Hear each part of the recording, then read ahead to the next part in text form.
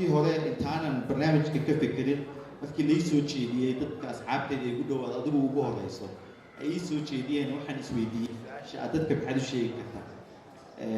laakiin markii aad dadkii u sheegay sheekadayda iyo qisadaydii aan la wadaagay dad badani way marayay somalilan ilaa 6 magaalo aan tegey waxa keliya aan ka walwali jiray waxa weeye inaan waayo meel dadka ii qaata marka faa'iidooyinka ugu badan aan oran karaa waxa weeye dadka ila midka ah badanka waxa jira waa dadka ugu nolol hooseeya wadan ahaan wadanka marka laga hadlayo waxbarasho ahaan waa dadka ugu hooseeya dadkaasi inay noqdaan kuwo guryaha ka soo baxa oo goobaha shaqada yimaada goobaha ganacsiga yimaada goobaha go'aamada lagu gaarayo yimaada faa'iidada ugu weyn ee aan ka helay waxa kamid ah inaan arko qaar badan oo ay kamid ah wayna dhacday dhalinyaro ila mid ah in barnaamijyo ay qabsadeen dhalinyaro ila mid ah inay waliyaal noqdeen markaan saxaafadda kusoo biirayay oo kale Somaliland xaaji cabdi ducaale xaaji cabdi ayuub waxa garanaya adeer dalmare wuxuu wariyay ugu horeeyay BBC ka hadla markii Somaliland aan ka hadlana waxa sharaf iyo inaan ahay wariyay ugu horeeyay laxaad la ee television war iyo barnaamij ka akhriya marka sharaf baan u arkaa inaan wadadaas jeexo isla markaasina dad ila mid ah aan arko barnaamijyo qabsanaya taa marka laga tago waxaa jira dad badan dadkeenu badanka waxyaabaha ugu badan aan kula kaftame waxa la igu xantaa inaan hablaha saaxiib la ahay habluhu way ka qalbi wanaagsan yihiin ma la oran karaayo waa iyaga aad ku soo dhaweeyay marka badanka mise waxaad daarataa inta badan markaad gobol tegaysid ama aad doonayso inaad program meel ku qabato waxaad tidhahdaa gobolkii seediyaday baan tegayaayo kaadh baad sii xoqataa taa ma la oran karaa inay habluhu ay mid marka la eego abuur ahaan dadka ila dhashay 9 hablood baa ila dhashay wiilasha iyo hablaha wax badan hablaha sidaas bay saaxiibtinimadeeduna hablaha u badatay walow inamadii igu ducaadiyaan laakiin anigu sharaf baan u arkaa inaan hablaha saaxiib laahay mid kale ana jirta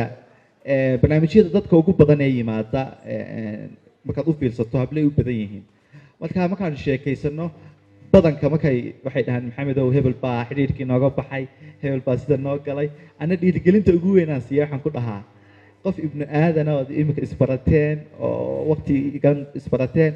ayaad ka warwaraysaa anigoo laxaadkaygii ayaan ka samray ma qofkaasaad ka samri kara la'aday marka laxaadkaaga ku dhiirigelisaa ama hablaha waxaan ku dhahaa waxa ugu weyn qof masiibo ku dhici kartaa dee waa inuu banjaro marka dhiirigelinta ugu aan siiya maadaama ay iyagu saaxiibadeeda ugu badan yihiin waa taas maxamedow waxaa jira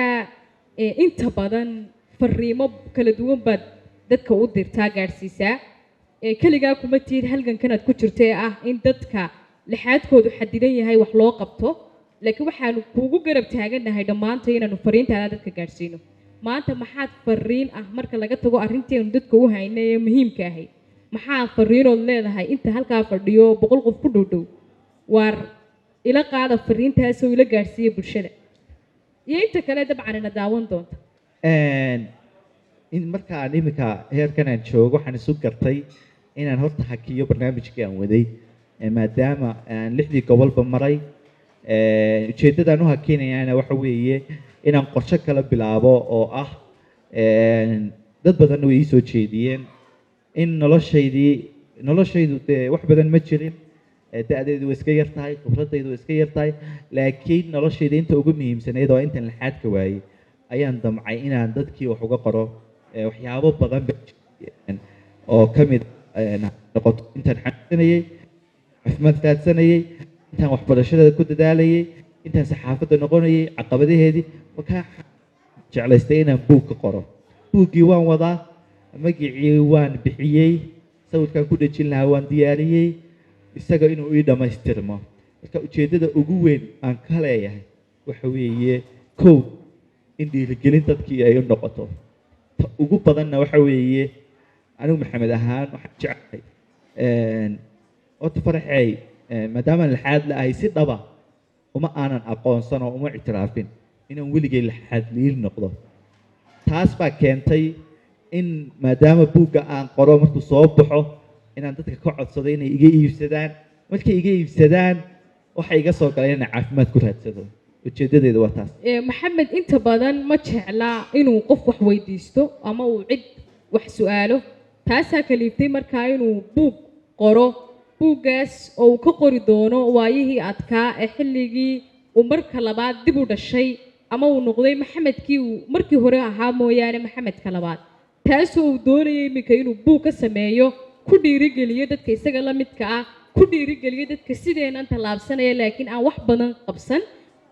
marka buuggaas laga iibsado uu u hurgalano uu ku tago caafimaad ama caafimaad ku raadsado. anaga laftigeennuna waxaan leenahay diyaar baanu kuu nahay adiga iyo buuggaagaba inaanu ku meel marino, aan buugga iibsano, ay dad badani akhristaan oo ku daydaan. waxay iga xasuusinaya inuu maxamed yahay wariye ka howlgala raadiyo Hargeysa